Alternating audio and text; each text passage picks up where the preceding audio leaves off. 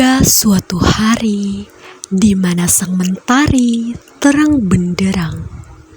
Namun, tak lama kemudian nampak asap hitam datang yang merusak pemandangan dan membuat banyak orang risau. Tak lain, mereka adalah penjajah Belanda. Kedatangannya pun membuat keadaan tak lagi menyenangkan.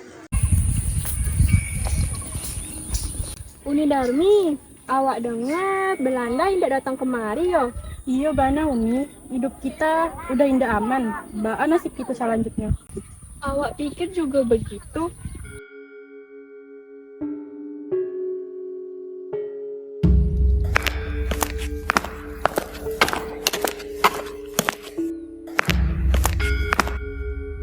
Hei kalian, tunduklah pada Ai. Beri hormat. Jika tidak, your house beserta Isya akan menjadi milik kami. Iyo, kami akan tunduk pada Tuan. Nice. Kelly, ambilkan mereka sembako. Alright, James. Ada pertanyaan untuk kalian. Siapakah di sini yang kalian paling hormati?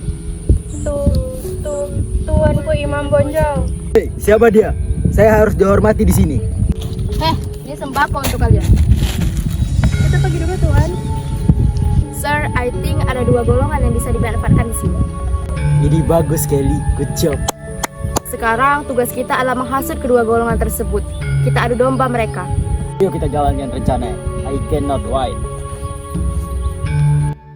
Di tempat lain, Tuanku Imam Bonjol beserta kaumnya sedang berjalan dan melihat kaum adat. Tuan, lihatlah mereka di sini sedang berjudi. Astagfirullahaladzim. Awak mana lagi? Dato memang hebat. Enak bana minuman kok kita minum.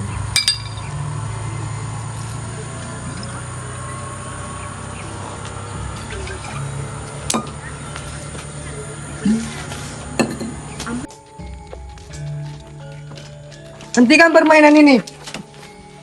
Mau nggak bisa berhenti? Ini adalah tradisi kami. Iya, ini adalah tradisi kami. Permainan ini dilarang oleh Islam. Hentikan kini. Hentikan atau Allah akan lakukan kalian. Tidak. Jika kalian kesini hanya untuk melarang kami, poi kalian. Baiklah, kami akan poi. Dan tidak memaksakan kalian untuk pergi. Baiklah jika itu yang kalian inginkan.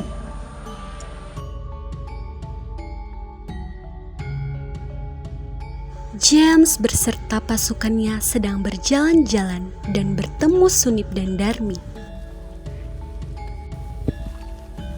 Halo kawan Padri. Iyo Tuan, ada yang bisa awak bantu?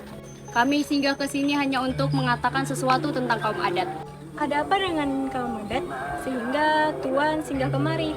Apakah kalian tidak pernah berpikir bahwa kaum kalian lebih sedikit daripada kaum adat? Mereka akan melakukan apa saja sehingga kaum kalian akan dicap buruk oleh semua orang. Mana kali itu Tuan? Jika kalian tidak percaya, ambil uang ini.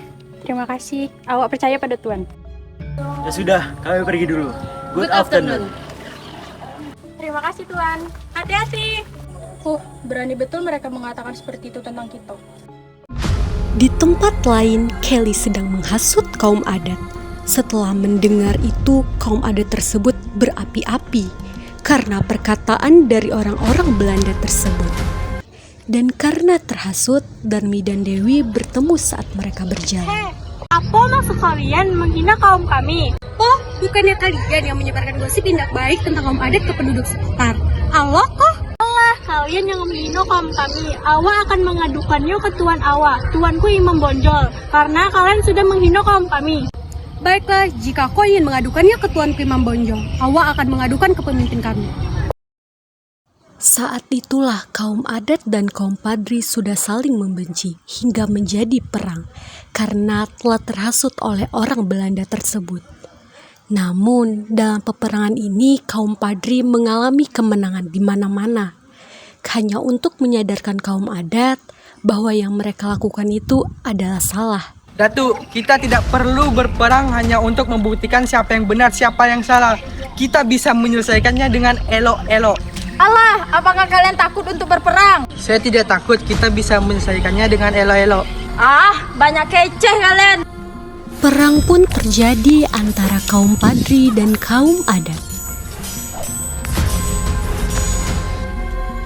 Karena kekalahannya, kaum adat yang dipimpin oleh Datuk Didi pergi kepada Belanda untuk meminta bantuan. Selamat sore Tuan James. Ya. Selamat sore juga Datuk Didi. Ada keperluan apa kau jauh-jauh datang kemari? Awak anda Belanda membantu kami untuk melawan kaum Padri. But, keuntungan apa Ai dapatkan jika Ai membantumu? Kita dapat membuat perjanjian. Perjanjian apa yang dibuat Datuk? Jika kita menang, kita bisa bagi 2 tanah Minangkabau itu. Hah, Datuk yang sombong ini, so stupid. Besok pagi kita akan membuat perjanjian dengan Imam Bonjol. Alright, akan kutunggu besok. Hahaha, akhirnya mereka meminta bantuan kepadaku. Inilah kesempatanku untuk menghancurkan kaum adat dan kaum Padri untuk menguasai daerah ini. Keesokan harinya, Datuk, apa ini? Mengapa kau membawa orang Belanda tersebut? Awak pikir pembicaraan ini akan menyelesaikan masalah? Awak tidak pernah bicara seperti itu. Datuk, apa kau tidak tahu betapa litiknya orang Belanda itu untuk menguasai daerah Siko? Iri dengan keberhasilan kami yang bisa bersatu dengan Belanda kan? Jika tidak mau, biar kami yang menyelesaikan masalah kok. Cukup, apakah kalian ingin bersatu?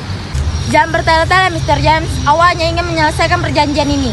Datuk Didi telah menyetujui perjanjian tersebut yang dinamakan Perjanjian Masang. Dengan sombongnya, Datuk Didi mengatakan bahwa dia akan berhasil ke depannya. Mengapa kita harus berpisah, Datuk? Bukankah kita ini sama? Punya yang sama, jelas kita berbeda.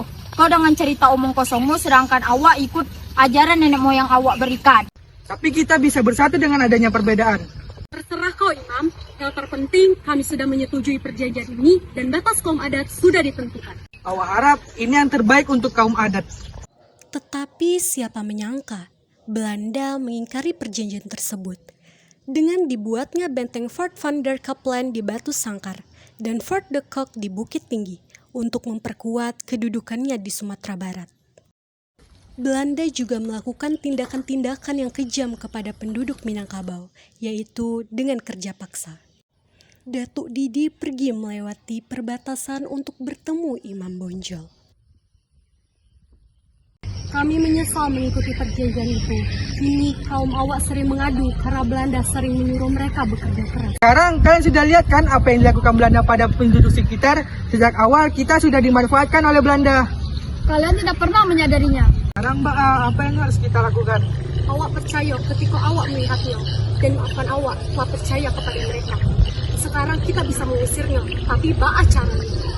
Baik, mari sekarang kita usir orang Belanda tersebut. Dan kau kumpulkan pengikutmu. Baik. Kita besok bertemu di peristirahatan Belanda. Dan awak akan membawa pasukan awak. Dan jika kita kalah, jangan sampai kita tertangkap oleh Belanda. Sebisa mungkin kita lari. Setelah pertemuan itu, Tuanku Imam Bonjol dan Datuk Didi akhirnya berencana untuk melakukan penyerangan kepada Belanda. Dalam peperangan ini, Belanda mengalami kesulitan menghadapi dari kedua golongan tersebut. Datuk Didi, semua alat berkumpul. Alah. Semua siap? Siap. Ayo kita pergi sekarang.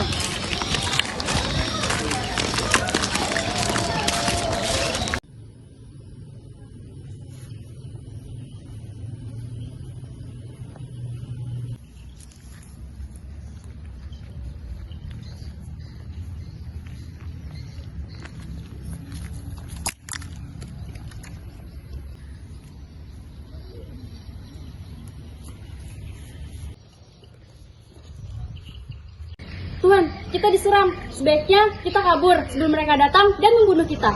Kau ikutlah denganku. Setelah lama bersembunyi, James pun mengirim Bram meminta bantuan dari pihak Belanda yang berada di Pulau Jawa. Jika kau itu bersatu, mereka akan sangat kuat. Kita harus minta bantuan kepada prajurit Pulau Jawa. Baik, Tuan. Sesampainya di Pulau Jawa, Lapor, saya dikirim oleh Kapten James untuk meminta bantuan karena pasukan telah gugur melawan rakyat Sumatera. Alright, kembalilah ke sini malam ini. Kita akan ke Pulau Sumatera membawa pasukan yang akan ikut denganmu. Baik, terima kasih Tuan.